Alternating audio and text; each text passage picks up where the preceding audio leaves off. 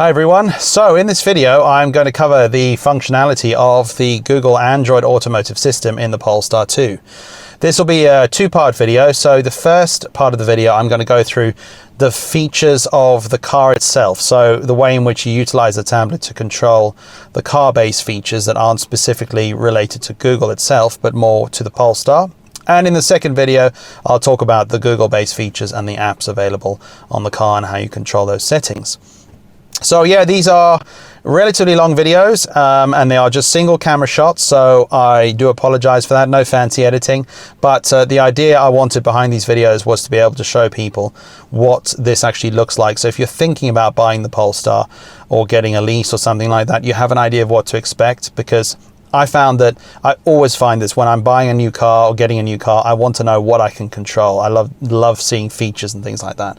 So yeah, two-part video, but please also bear in mind that I've tried to cover this as best as I can, but there may be things I've missed. So if you want to share your user experience with the Polestar down in the comments below, please go ahead and do so, because it will help everybody who's reading this and watching this video. All right, let's get started and let's have a look at the tablet and the user controls in the Polestar 2. Okay, so the first thing we're going to look at on the display is how we can clean the screen. So this screen is really prone to some dirty fingerprint markings, and it's quite easy. So you just press and hold on the button down here at the bottom, and I think it's 10 seconds or so. No, it's less than that, about 3 seconds. And screen cleaning mode is active. The longer button press is actually to do with resetting the whole system. I think it's 10 seconds or so. But yeah, so the Polestar comes with this nice cleaning cloth. So I'm just going to use this to wipe the screen and get that nice and clean. So that's all you have to do. And then hold button again to deactivate. So there we go. Oh, so this is gone. This is an interesting thing, actually. This is warning you that it will shut itself off to save on battery, but I didn't actually want it to do that at the moment. But it comes up with that error message. It's not really an error message, but that message if you are using the car and so you're sitting in here, you're not really doing anything, and it tries to warn you so that it'll save a little bit of battery for you. So if you press the button down here, say it's the home button, brings you back to this main page, which gives you these boxes. So this is kind of like your quick access settings, I suppose I would describe it, and it's a fairly good way of getting to the things that you like to see fairly quickly. So starting off at the top, basically the Android Automotive, it's a normal Android style tablet, so a lot of things will look familiar. The top left, obviously you've got your 4G symbol there, Bluetooth, time at the top, and then this little bar here is your swipe down for your notifications, and that will actually turn amber if you have something there that you need to look at. So it could be an error message on the car, or it could be a text message, for example, that will go amber. So then at the very top left, you've got your reversing camera button. So camera is unavailable when parked. Shift the gear to reverse. So let's do that actually, so I can show you what it looks like. If I put the gear into reverse, there we go, you can see the display. So on here you've got your little distance markings at the front, and then you've got your little turn indications there. So if you were to turn, there you go, see I'm turning the steering wheel, you can see those move as you rotate the wheel. You've got quite a lot of things you can do here, which is nice. You can have a look at the front camera, for example, so you can see what you would see out of each of the individual cameras. The rear camera is a bit of a funny one. It works really well in the day, but at night, if there's no light behind you, it's almost impossible to see. So that's a bit of a shame. I don't know if that can be improved. A lot of people have reported it to Polestar, and I would like to see them increase maybe the gain. It'll be a really grainy image, but that will be okay as long as you could see a little bit more behind you. And then return to the 360, and you can do the same with the side cameras. Now you've also got a settings button up there, which is wheel guidelines on and off, and that's giving you sort of some information. This box, let me turn the wheel guidelines off and we'll go back, and so you can't really see it now, but the wheel guidelines just help you to avoid hitting your wheels, and I actually find that really useful, because touch wood, up until now, this is the first car that I've managed to not curb the wheels on, having done over 2 months of driving and 3,000 miles. So yeah, fingers crossed I can keep it that way. This grey box around the car is really good because this shows the proximity of hitting things. I find that really useful when you're parking to avoid hitting the wheels. Okay, so let's go back to this main page again. And carrying on with the things at the top, you can see that you've got other options here. So let's first go to the car page. This is where you control your car-based settings, really, your sort of traditional driver kind of options. And so you have on here quite a wide range of things you can control, but perhaps not as much as you do in some cars. So I would like to see Polestar, if they can, add more of these features in the future. So you've got your steering feel, light, standard and firm. This is pretty normal stuff. There's nothing unusual there. That just controls the weight and feel of the steering wheel. You've got ESC and sport mode, which you can turn on and off. And I tend to drive with standard because firm to me feels a little heavy and light feels a little bit too light. One pedal driving down here changes the way that the regenerative braking basically interacts with you as a driver. So standard is actually quite heavy. That's basically, you can drive the car without ever having to use the brake if you use the standard mode. And it is quite intense regenerative braking when you're slowing down. The low setting is a kind of more chilled out, and in fact that might be a really useful setting to use if you're driving in snow or icy conditions, because I haven't really tried this. In the UK, where I live in the south, we don't get that kind of weather very much. But if you live in Scandinavian countries, for example, Norway, Sweden, places like that, you're going to drive, I imagine, quite a lot on snow and ice. And with the one pedal driving set to low, you're going to get less regenerative braking, and that might make the car feel a little bit more stable. And then you can turn that off, the one pedal drive off completely. I find that a little bit of a weird setting to drive on because it doesn't, like a car with an engine and a gearbox, when you take your foot off, you get some engine braking, but you don't get any of that here. So this is a bit like coasting in neutral, but it almost gives you a bit of a push, and I find it a little bit strange, so I don't really use that. But some people say that they have found it to be much more energy efficient driving in that mode. I haven't really experimented with that because for me, I prefer to just drive what I find is the most comfortable option for me, which at the moment is usually standard or low. Creep on and off, that is basically whether or not when the car comes to a stop with a one pedal driving in standard, if you have creep off, it will just stop and it will stay that way.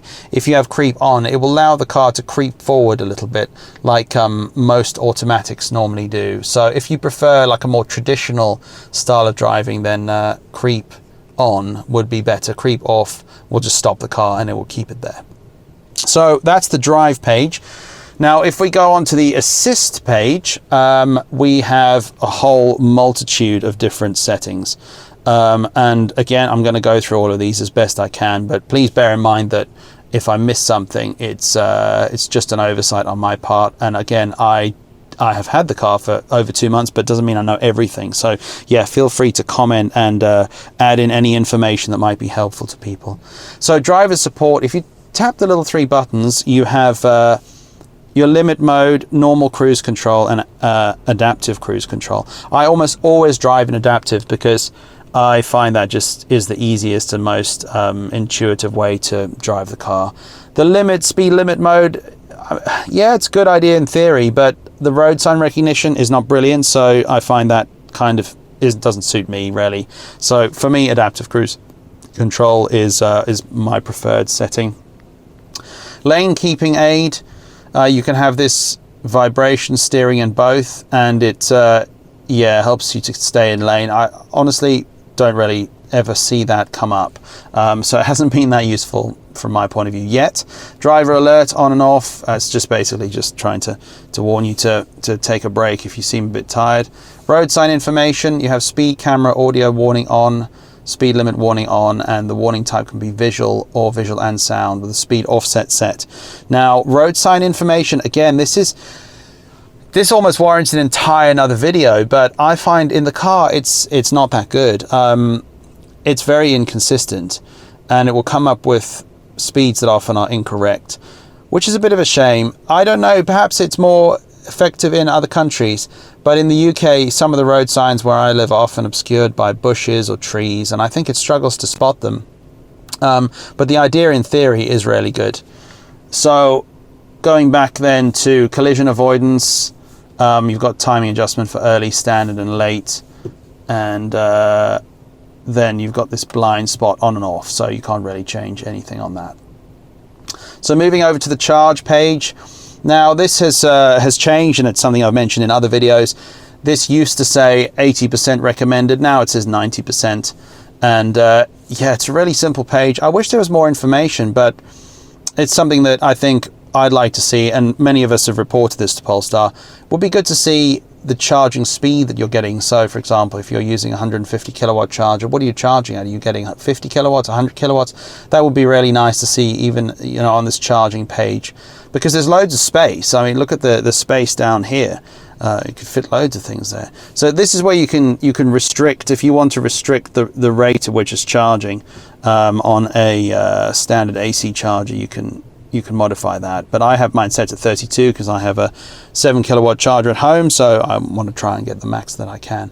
Most of the time, actually, I leave mine set to 100 because I use an OMI cable, which links in with Octopus Agile, and I use the app on my phone to limit the charging and to charge only at night when the electricity rate is as cheap as it can be. So, for example, last night it dropped down to, like, it was 2 pence per kilowatt hour, I think, for a while, and it actually dropped to 0 for about 30 minutes. So I scheduled in just 30% worth of charging last night during a small window of time.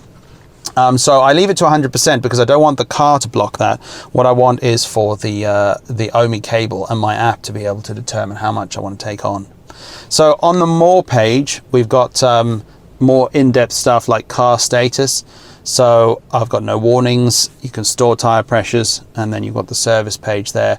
And this is really nice. Look at this, recommended service date, 638 days or another 15,000 miles. So yeah, nice long service intervals.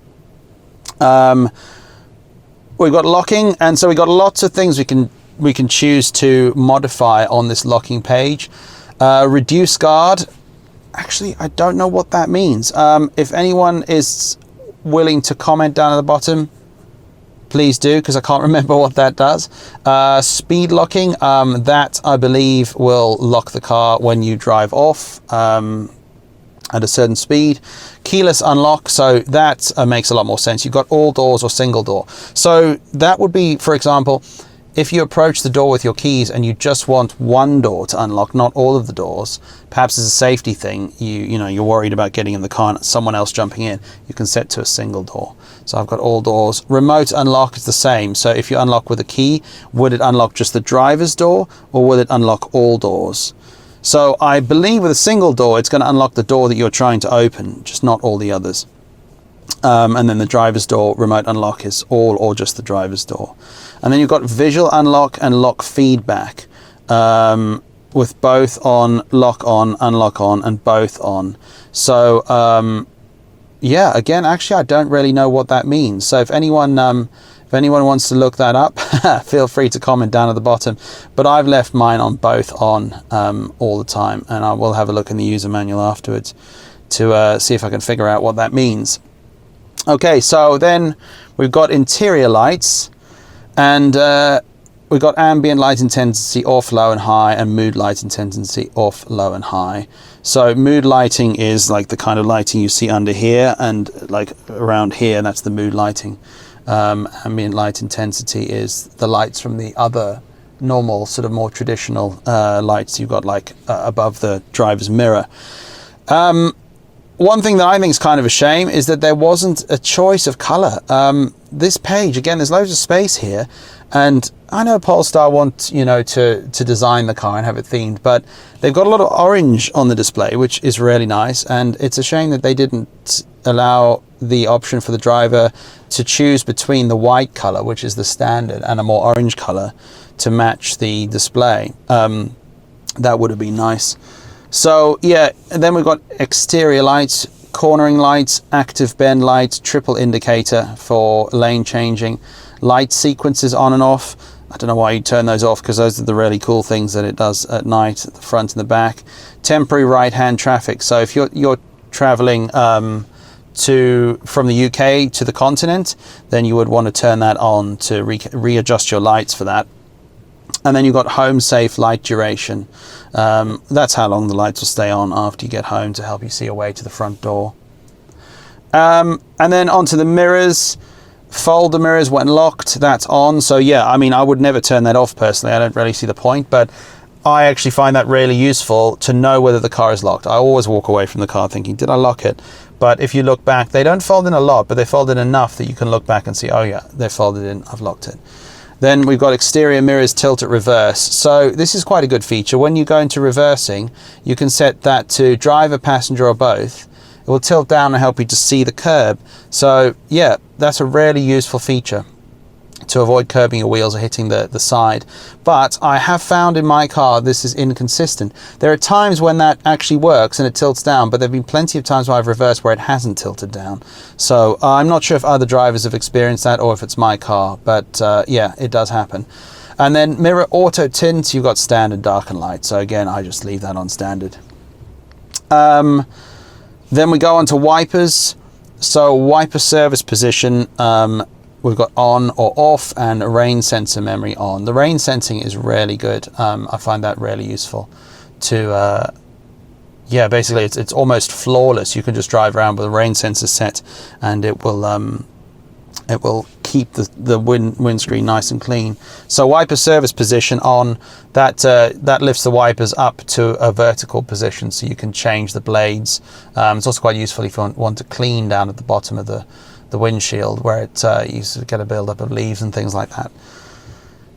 And yeah, that's basically it for the more page, although actually one thing worth mentioning is this power off button. You can press that power off, you're about to turn off the vehicle. To power on again, press the play pause button on the console. So keep driving, engine stop, power off. That's not the most obvious feature, and I think a few people have sort of thought, how do I actually sit in the car and turn it off? But that's how you do it. Okay, so back to the keep driving. Okay, yeah, so what I thought I would do is have a look in the user manual to find the, I was just saying about the reduce guard, I wasn't sure about that. So one of the nice things, in theory, is, I'll go back to this page. If I go back to the main page, if I hit these 4 little boxes there, down here we've got the user manual. And we should be able to find the reduce guard information here. So let's look at the search feature, reduced, there we go, reduced alarm level. I'll click on that. And this should tell us about it. But as I've discovered today, I'm faced with just this white page. Now, I haven't really used the user manual at all in the car. I have used the website for the information, but the user manual is in the car, but it's not working on my car. I don't know if this is a problem other people have found, but it's something I'm definitely going to mention to Polestar later on today, because what's the point in having the user manual in the car if it doesn't work? It should be downloaded as a hard copy permanently on the tablet device. It shouldn't be based in any way on your mobile data, and I've got full 4G, so why that's not working is a mystery to me. However, I do remember what it does as I had a look at the website, and it makes sense. Reduce guard is if you're traveling on a ferry, for example, so you want to reduce the sensitivity of the alarm settings, so you'll be able to use reduce guard to do that. So yeah, I mean, that covers all of this car base page. Then at the top here we've got this, this is kind of your Android system, and I'm going to go through this in the next video because there's quite a lot of information in this that, warrants a 2-part really. So just hang on for the next video and you'll see a bit more about this. So the final thing to look at the top menu selection here is the profile system at the end. So you can have multiple profiles on here. You could have them assigned to a different key if you want. So it's saying I'm the owner and I have key number 2 connected, which means when I get into the car, it's automatically going to have all of my data and my information saved, which will mean it'll log into my Spotify account, my YouTube Music, my Google Maps, and also it will set the seats to the position that you want it to be in, so it'll be nice and ready for you. Now you can add additional profiles like this profile 1 with the same key. So you could get into the car and then say, oh no, it's profile, it's a different person using it. Or you can assign a profile to a different key. And the idea in the future as well is that you will use your phone as the key for the car, so your profile will be linked to that. So yeah, really nice feature, and it's quite clever that you can just get in the car and you can have it configured the way you want. So if you've got 2 or 3 people using the car in one household, they can all have their own profile. So yeah, I hope that was useful and has given you some idea in this first part video of the functionality with the Polestar 2's Android Automotive system. Mainly we covered the car-based features that are specific to the Polestar, and in the second part of this video we'll go through all of the Google functionality and the apps that are available. And yeah, I hope it's been useful. So if you could like, subscribe, that'd be great, and I'll be back with the next video in this 2-part series very soon. Thank you.